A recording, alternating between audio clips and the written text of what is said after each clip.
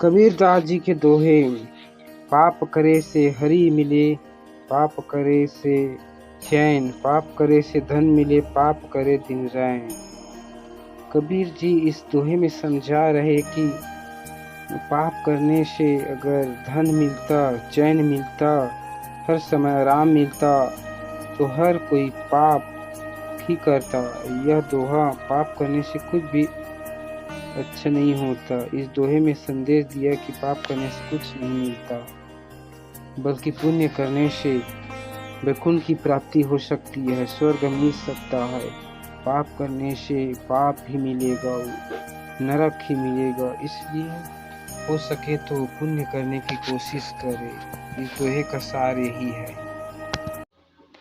गुरु को चेला विष दे, जो गठी होए दाम। पूत पिता को मार सी, ये माया को काम।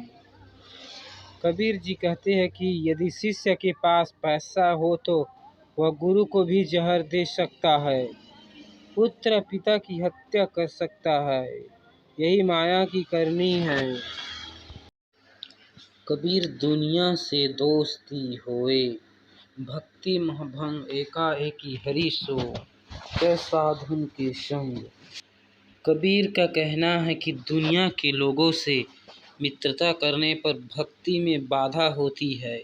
या तो अकेले में प्रभु का सुमिरन करो या संतों की संगति करो। हैवर गैवर सघन घन, छन पति की नारी। दास पटेतर ना तुले, हरिजन की पनिहारी।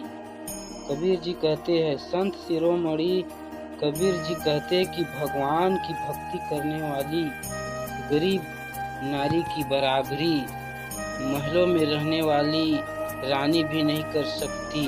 भले ही उसके पास हाथियों और घोड़ों का झुंड और बहुत सारी संपदा हो, पर वह सुख नहीं मिल सकता जो गरीब को मिलता है। ज्ञानी के हम गुरु है, मूर्ख के हम दास। उसने उठाया डंडा, हमने जोड़े हाथ। कबीरा हमने जोड़े हाथ।